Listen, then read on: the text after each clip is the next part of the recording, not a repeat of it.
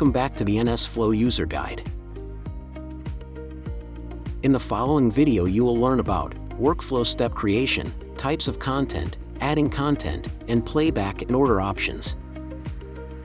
To start defining the first step, click the plus button. This action will open a step editor.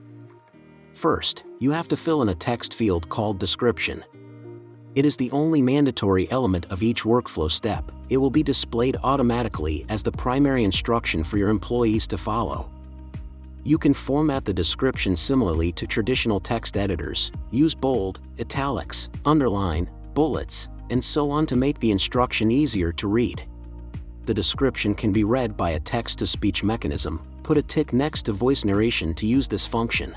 This way, your users won't have to look at the screen all the time.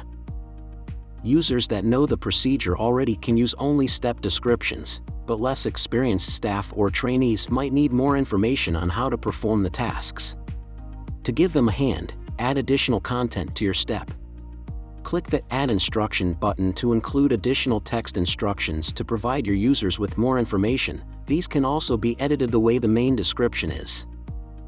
You can add many file formats, such as images, audio and video recordings, 3D models, and text files. You do it by dragging and dropping the elements from the assets library, but we will tell you more about this in the following video. You can also add audio and video recordings explaining how to complete the task step by step. You can make videos with a smartphone or augmented reality glasses, preferably from your employee's perspective. Lastly, make use of 3D models based on CAD files. This way, the users can examine machinery and its parts in the form of holograms embedded in the real world. They can turn the models, zoom them in, and look at what's inside.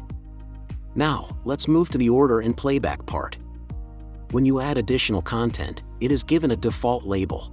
The label defines the button name or voice command employees use to open the element on their device. You can change the default names later on.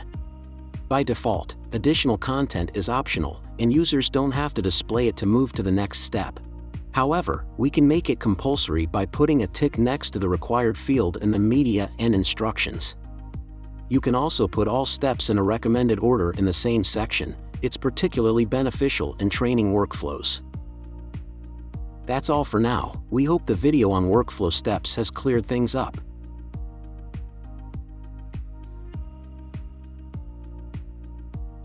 Watch more and make sure you subscribe to the channel.